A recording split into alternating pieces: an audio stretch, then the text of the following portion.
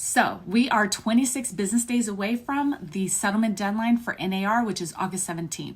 Now, one of the big questions a lot of agents had was about open houses. And so the question was, do I need to have an agreement signed for every unrepresented buyer that walks through an open house?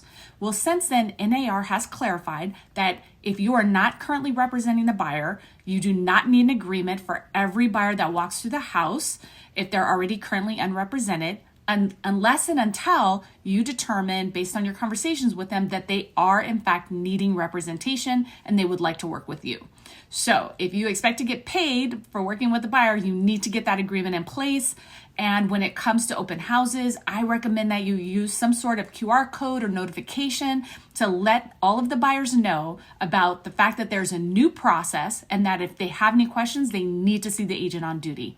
I hope that helps you navigate your open houses.